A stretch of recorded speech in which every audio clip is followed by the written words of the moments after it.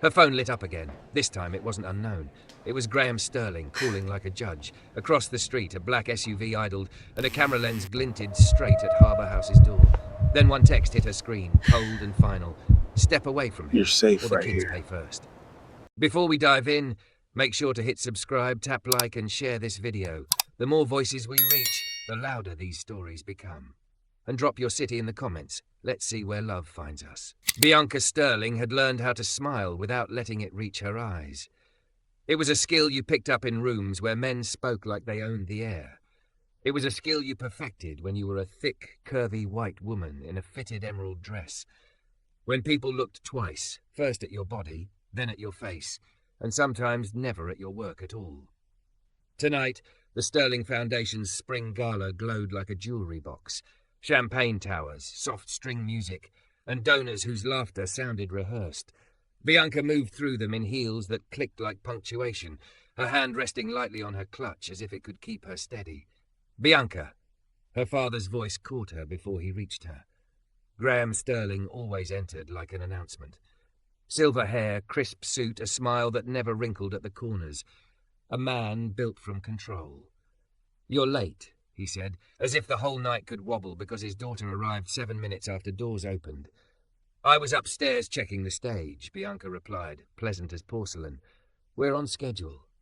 Graham's eyes skimmed over her, glossy waves, curve and confidence, the kind of presence people mistook for softness. His gaze wasn't admiration. It was assessment. "Good," he said. "Smile. We need the board to remember why they tolerate your independence." Bianca's jaw tightened. Her thumb pressed into her palm, a private anchor. "I'll make them remember the numbers too." "Numbers don't charm donors," he said, leaning closer, voice dropping into the quiet threat he wore like cologne. "There's a situation you'll handle tonight.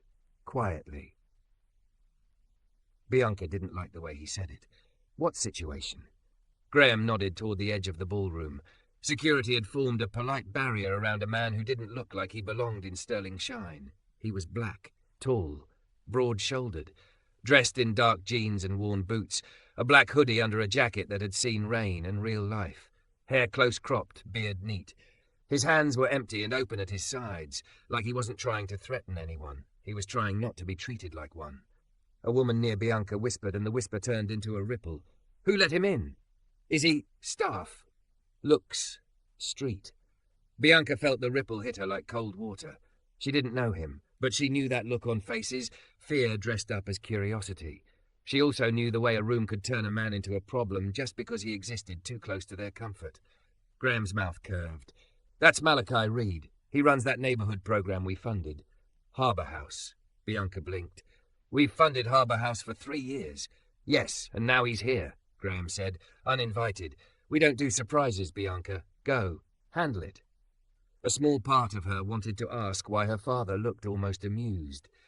Another part of her knew better than to feed his games.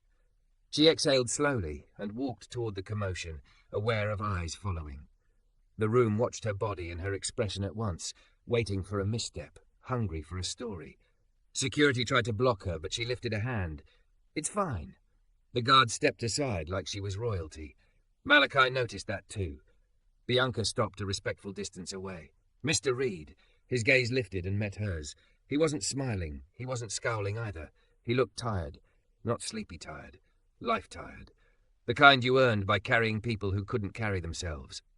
"Miss Sterling," he said. "I'm Bianca," she corrected automatically, then regretted it. Names could sound like invitations in rooms like this. Malachai nodded once. "Bianca, then. What can I do for you?" she asked, voice smooth enough to pass for kindness. His eyes flicked to the gala behind her, money moving like glitter. "You can stop hiding behind your men with earpieces and talk to me like I'm a person." Heat sparked under Bianca's ribs. "I am." "No," he said quietly. "You're performing." That stung because it was true. Bianca's smile sharpened. She could feel her father watching from across the room, like a hand on the back of her neck. "You can't just walk into a private event." "I tried for weeks to get a meeting," Malachai said. His voice didn't rise. That was the dangerous part, how controlled it was. "Emails, calls, I came to your office. They sent me to voicemail like the kids I feed as spam." Bianca's stomach tightened. "A meeting about what?" "About the cut," he said. Her mind snapped upright. What cut? Malachai's eyes narrowed. Not at her, at something behind her, like he could see the strings. You didn't know. Bianca's throat went dry. She turned, searching for her father. Graham lifted his glass slightly, as if toasting her. Bianca faced Malachai again, forcing the breath to stay even. What are you talking about? They told us our funding was restructured, Malachai said. That's what your people called it. 40% gone. Effective immediately. That's not possible, Bianca said too fast. We'd never... He held up his phone. The screen glowed with an email chain, highlighted lines and formal signatures. Sterling Foundation letterhead. A polite paragraph that looked like it had been written by someone who had never stepped inside Harbour House. Bianca's chest tightened as she read the words over his shoulder. Her signature sat at the bottom. Not her handwriting. Her printed name, her title, and a neat digital stamp. Bianca swallowed. This isn't... I didn't approve this. Malachai watched her face with the focus of someone used to lies. So you're saying somebody used your name? Bianca felt the room press in. The music kept playing. The donors kept laughing. Her father kept smiling. Everything kept moving like it was normal, and it made her want to scream. Where's your board liaison? She asked, because she needed ground. Who did you speak to? Your assistant, he said. A woman named Sienna Park. She kept saying you were unavailable.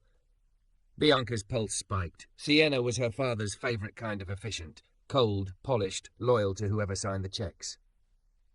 Bianca forced her voice steady. Mr. Reed, I need you to leave for now. Malachai's jaw flexed.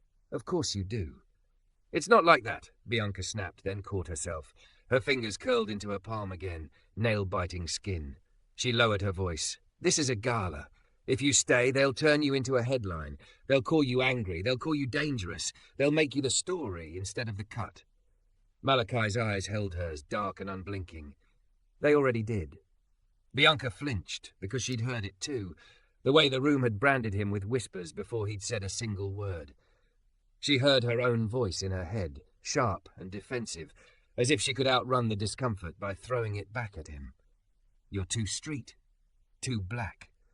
The words hadn't left her mouth out loud yet, but she felt them sitting behind her teeth like poison she could taste.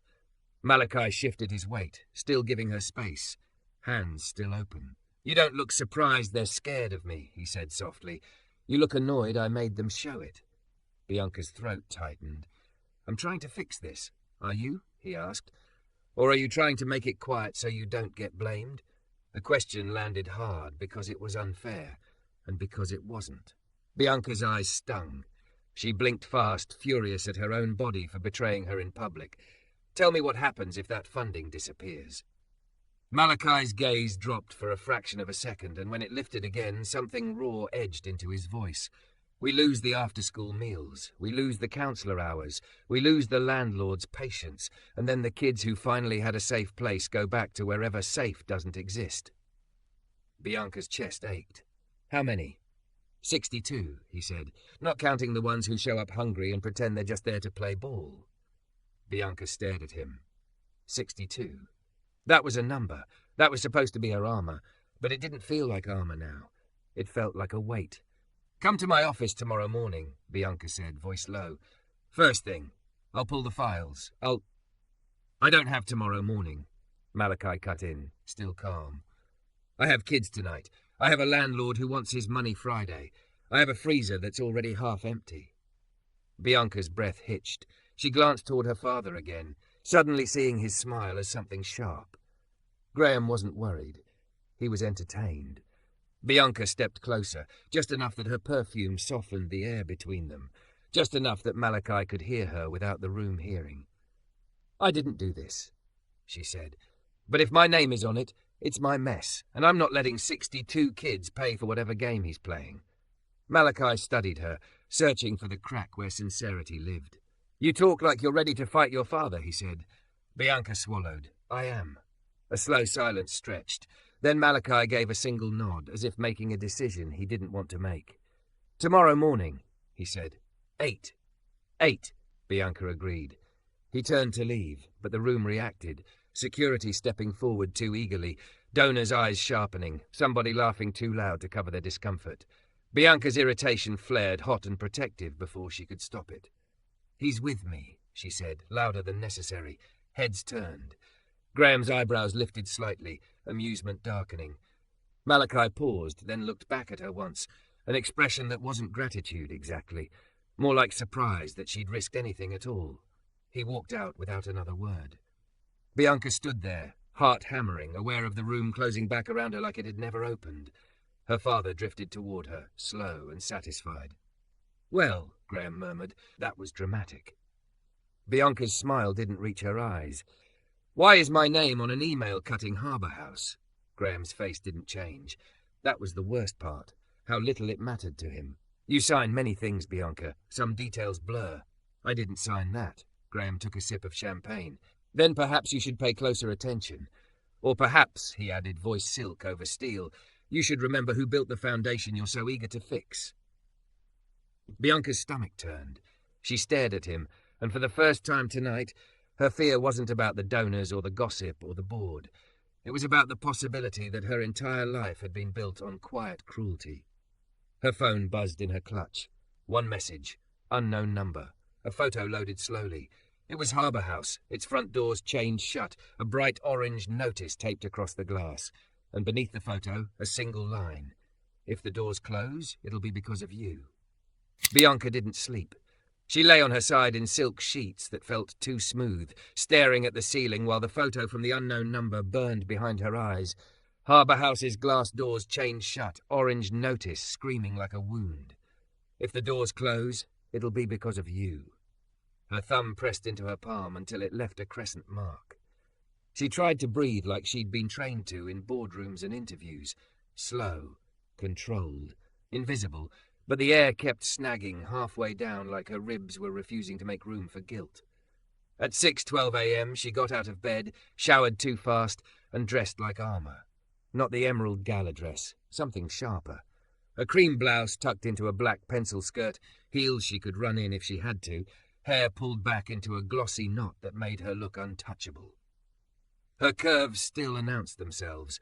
Softness people assumed meant weakness, but she'd learned to wear softness like a dare.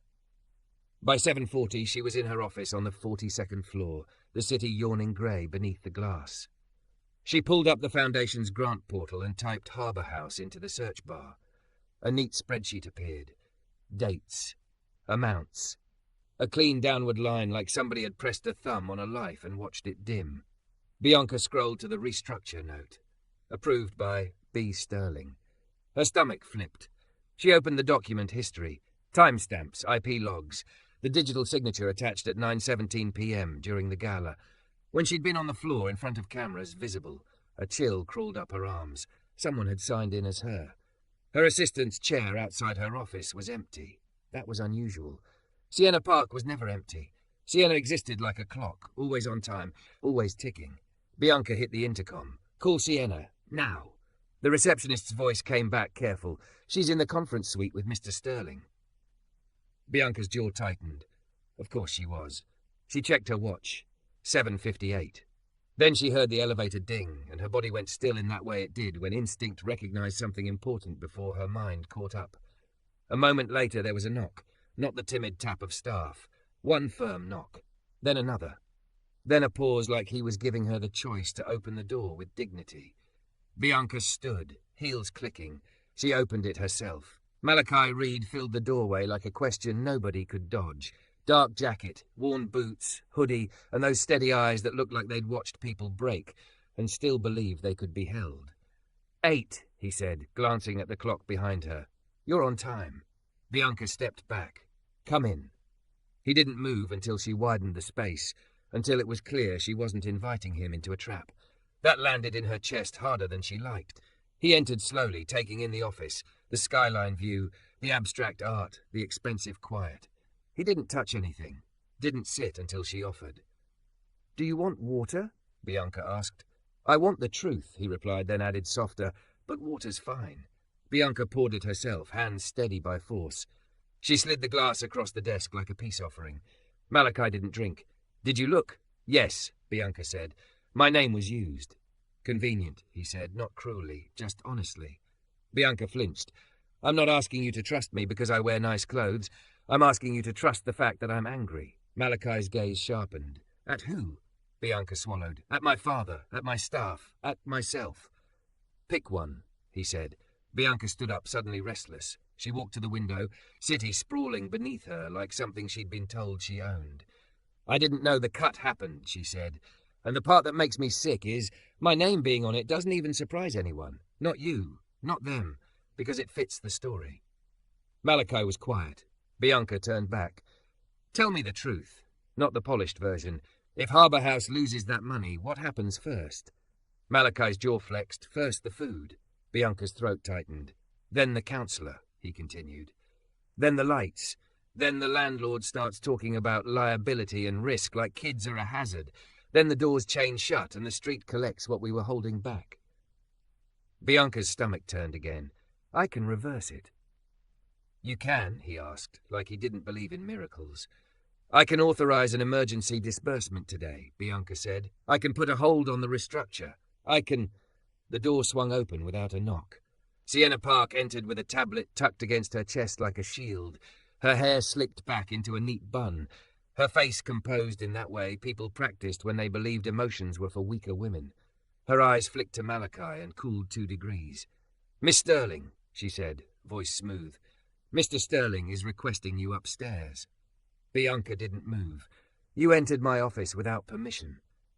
Sienna blinked once, as if Bianca had spoken in a language she didn't recognize. "I apologize. It's urgent." Bianca's voice sharpened. "What's urgent is that you forged my approval on a funding cut." The air went tight. Malachai's shoulders didn't change, but Bianca saw his hands open slightly at his sides, palms visible, calm, ready, not threatening. A body trained to survive being misunderstood. Sienna's expression didn't crack. "I have no idea what you mean." Bianca stepped forward. "The grant portal shows an approval from my account at 9:17 p.m. last night, during the gala, when I was in public." Sienna's eyes held steady. "Then perhaps your account was compromised." Bianca laughed once, short and sharp. "By who? A ghost?" Sienna's gaze slid to Malachai. "We have guests in the building who are not cleared through visitor protocol, security." "No," Bianca cut in. "He's cleared by me." Sienna's smile tightened. "With respect, Miss Sterling, the board is concerned about appearances." Bianca stared at her. "So you admit it. This isn't about budgets, it's about optics." Sienna's voice stayed pleasant. "The Foundation has reputational obligations." Malachai finally spoke, low and controlled. "Say what you mean." Sienna's eyes met his. "Programs like yours invite scrutiny." There it was, the translation everybody pretended didn't exist. Too street, too black. Bianca felt something snap inside her, not a loud break, but a clean one, like a chain link popping. She turned to Sienna. "Leave." Sienna hesitated. "Miss Sterling." "Leave," Bianca repeated, and this time it wasn't polite. Sienna's jaw tightened. She backed out slowly, as if retreating without losing face. When the door shut, Bianca exhaled shakily. She hadn't realized she'd been holding her breath. Malachai watched her. "You okay?" Bianca's laugh came out wrong. "No." He didn't rush her, didn't step closer, just stayed where he was, giving her space like it was a gift. Bianca pressed her thumb into her palm again. The crescent mark was deeper now. "My father is going to say I'm being dramatic," she whispered. "He's going to say I'm emotional. He's going to tell the board I'm unstable." "And you believe him?" Malachai asked. Bianca's eyes stung. "I believed him when he told me people like you were complicated." Malachai's gaze didn't change, but something in it went quieter. "People like me." Bianca flinched. "I'm not proud of what I thought. I'm not proud of how fast my brain reached for the ugliest story in the room." Silence stretched. Then Malachai said, "What did you think?" Bianca swallowed hard. The truth tasted like metal. That you were here to make a scene. That you were too street, too black. That you didn't belong in that room. The words landed between them like broken glass. Malachai's eyes held hers. He didn't explode. He didn't shame her. That somehow felt worse. "Say it again," he said quietly. Bianca's breath hitched. "I thought you didn't belong." "And now?" he asked. Bianca's voice cracked. "Now I think the room didn't deserve you." A beat of stillness. Malachai's shoulders loosened by a fraction. "That's a start," he murmured. Bianca blinked fast, furious at the tears gathering. "I don't want to start. I want to fix what I helped break." "Then come see it," Malachai said. Bianca frowned. See what? Harbour House, he replied. Not a report, not a spreadsheet. The actual place. The actual kids. The actual freezer. Come smell the cheap ramen and the floor cleaner. Come hear the way the building sounds when it's trying to hold together. Bianca hesitated. I have meetings. Malachai's eyes stayed steady. Your meetings will still be there when you're done looking at what your money is supposed to protect. Bianca's phone buzzed on the desk. Unknown number again. Another photo loaded. This time, it wasn't Harbour House. It was Bianca, captured from behind, walking across the gala floor toward Malachai. The angle was too close, too intentional, like someone had been watching her specifically. Under the photo was a new message. Pick the wrong side, and you'll lose everything you think you own. Bianca's blood ran cold. Malachai saw her face shift. What? Bianca turned the screen toward him. He stared at it, and for the first time since she'd met him, she saw anger flare hot and bright before he forced it back down. They're threatening you, he said. Bianca's throat tightened. They're threatening us. Malachai looked up slowly. You still want to fight your father? Bianca's hands trembled, but she kept her voice steady. Yes. Malachai nodded once, like a door closing behind a decision. Then grab your coat, he said, because if you're going to stand on this side, you need to know what standing here costs. Bianca reached for her blazer, and the office lights flickered once, like the building itself had heard the threat. Then the door to her office clicked softly. Not opening. Locking. The lock on Bianca's office door made a small, polite sound, like a decision made without her consent. She tried the handle anyway, once, twice, harder the second time, heel braced against the carpet. The door didn't give. The city outside her window was waking up, bright and indifferent, while inside the glass tower her breath kept catching like she was running without moving. Malachai didn't rush her. He didn't touch her. He just stood a few feet away, palms open at his sides, grounded like a weight you could lean on without being pulled under. Is this normal? He asked softly. Bianca shook her head, anger burning through the fear. No, this is my father. She swallowed, throat tight. This is him reminding me what happens when I don't behave. Her phone buzzed again. Unknown number. A message this time. No photo. You want to play hero? You'll be the villain by lunch. Bianca stared until the words blurred. She forced her voice steady. Someone's watching me. They're in my building, in my life. Malachai's eyes narrowed, scanning the room like he was mapping exits without making it obvious. Do you have an emergency button? Bianca's laugh came out sharp. I have a panic button under my desk for donors who get aggressive. Does that count? Press it, he said. Bianca hesitated. She could already hear her father's voice, dramatic, emotional, unstable. But then she remembered the chained doors.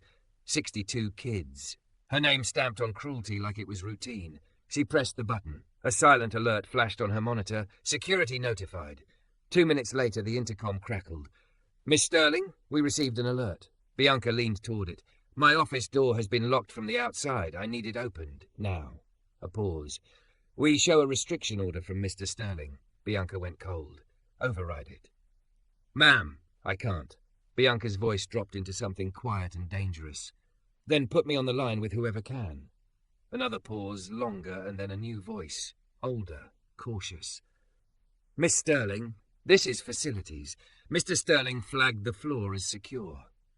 Bianca felt Malachai's gaze on her, steady and silent, like he was reminding her she wasn't alone in this room, even if the tower wanted her to feel like she was. I'm the executive director, Bianca said, each word sharp. If my father can lock me in my own office, then you're not running a building, you're running a cage. Open the door. The line went quiet. Then I'll send someone. When the click finally came, Bianca's knees almost buckled from the sheer release of it. She didn't let them. She walked out first, chin lifted, her curves wrapped in crisp fabric like defiance, Malachai a step behind her, not crowding, not claiming, just present. Outside, the hallway felt too normal, sterile, calm, like the tower hadn't just tried to swallow her. Her assistant's desk was still empty. Sienna's chair sat perfectly pushed in, like she'd never existed there at all. Bianca didn't go upstairs to her father. She went down. In the elevator, her phone buzzed again. A new photo loaded, Harbour House's main room, taken from a corner angle. Kids blurred mid-laugh. The counsellor's desk, the freezer door with a dent in it. Bianca's stomach dropped. They're inside. Malachai's jaw tightened. "That's not a board problem anymore," he said, voice low. "That's a safety problem." Bianca stared at the photo, at the angle, at the way it framed the room like surveillance. Then she looked up at Malachai. "Take me there." He searched her face, like he needed to know she meant it. "Once you see it," he said, "you can't unsee it." "I don't want to," Bianca whispered. "I'm tired of being protected from the truth." The drive to Harbour House was quiet in the way storms were quiet right before they hit. Bianca's hands shook once on her phone, and she hid it by folding them in her lap. Malachai kept both hands on the wheel, calm, eyes alert. No wasted movement, no panic, the kind of steadiness that didn't demand attention but saved lives anyway. When they pulled up, Bianca's chest tightened. Harbour House was smaller than she'd imagined. Brick tired at the edges, paint faded, a hand-painted sign that read "You Matter" taped beside the door. The air smelled like damp pavement and cafeteria food. The place looked like it fought every day to stay open and still chose to welcome you like you belonged. Inside, the noise hit her first. Kids arguing over a basketball, laughter bursting in uneven waves, someone calling for more markers. Then the quiet underneath it, the tightness of people holding a fragile thing together. A teenage girl in a pink hoodie skated to a stop near the entrance, eyes narrowing at Bianca's heels. "Who's she?" Malachai answered without looking away from Bianca. "Someone who's finally here," the girl snorted. "Late," Bianca swallowed. "You're right." A little boy ran past with a paper airplane, nearly colliding with Bianca's legs. He looked up, startled, then grinned at how she jumped. "You almost got hit." Bianca laughed, surprised by the sound. It was real. It felt like she'd forgotten how to make it. Then she saw the counsellor's desk. A stack of envelopes, a calendar covered in names, a sticky note that said Friday, rent, another that said milk. Nothing in Bianca's office had ever needed milk. Malachai led her toward the kitchen. He opened the freezer. It was half empty. Bianca stared, throat closing. The numbers in a spreadsheet turned into space where food should have been. "We stretch it," Malachai said quietly. "We always stretch it." Bianca's eyes stung. She blinked fast, then faster, and then it didn't matter. Tears fell anyway, hot and humiliating. "I didn't know," she whispered. "I know," Malachai said. The simplicity of it broke her. Not forgiving, not excusing, just acknowledging the truth without making it her whole identity. Bianca pressed her thumb into her palm like she always did, but it didn't steady her this time. Malachai moved a fraction closer, slow enough she could stop him. "Can I?" he asked, voice soft. Bianca nodded, breath hitching. He didn't grab her. He didn't pull. He placed a hand gently on her upper back, steady, warm, present, and then let it rest there like an anchor instead of a claim. Bianca's shoulders dropped an inch, then another. The sob that escaped her sounded like something she'd been swallowing for years. "I said it," she choked. "In my head. The ugly thing. Too street, too black. Like you were something to be managed." Malachai's hand stayed steady. "And what are you saying now?" Bianca looked at the kids, at the dented freezer, at the counsellor's tired smile across the room, at the way Malachai's presence made this place feel like it could breathe. "I'm saying I was raised in a house where softness was weakness," she whispered. "And now I'm standing in the only room I've ever seen where softness is survival." Malachai's gaze held hers. "Then survive," he said. "Do what you came to do." Bianca wiped her face with shaking fingers. "I can authorize emergency funding," she said, voice steadier. "But my father will block it unless I do it where he can't hide it." "Where?" Malachai asked. Bianca pulled out her phone, opened her camera, and turned it on herself. Messy tears, smeared mascara, expensive blouse suddenly looking ridiculous in a room that didn't care about polish. She hit record. "My name is Bianca Sterling," she said, voice trembling but clear. "And the Sterling Foundation cut funding to Harbour House without my knowledge. My digital signature was used without my consent. Effective immediately, I am reversing that cut, releasing emergency funds, and requesting a full forensic audit of all Foundation approvals." She turned the camera slightly so it caught the freezer, the kids' laughter, Malachai's steady face in the edge of frame. "And I am resigning from any structure that allows cruelty to wear my name," she finished, swallowing hard. "If my father, Graham Sterling, wants to punish me for telling the truth, he can do it in public." She stopped recording and posted it before she could talk herself out of it. Her phone buzzed instantly. Unknown number. A final message appeared, furious and fast. "You stupid girl." Bianca stared at it, then looked up at Malachai with something like relief threaded through her fear. "It was him," she said. Malachai's eyes didn't widen. "I know." Outside, sirens wailed somewhere distant. Not for them yet, but close enough to make Bianca's skin prickle. Her phone buzzed again. This time it was her father's name, lighting up the screen like a threat. Bianca didn't answer. She walked to the front steps of Harbour House and sat down, the morning air cold against her damp cheeks. Her hands shook. The world felt too big, too ready to crush her. A moment later, Malachai sat beside her, close enough to share warmth, far enough to respect space. He didn't speak for a while. He just breathed. Bianca found herself matching it without thinking. In, out, slower, softer. She let her head tilt, just barely, until it rested against his shoulder, like she'd been holding herself upright her whole life, and finally got permission to stop. Malachai didn't flinch. He didn't move away. He stayed. Bianca's voice was small when she spoke. "I don't know what happens now." Malachai's answer was quieter than the fear in her chest, and somehow stronger than it too. "Now you learn," he said, "that you don't have to be hard to be safe." Bianca closed her eyes, breathing against the steady warmth of him, and for the first time in a long time, the place she landed didn't feel like a fall. It felt like home.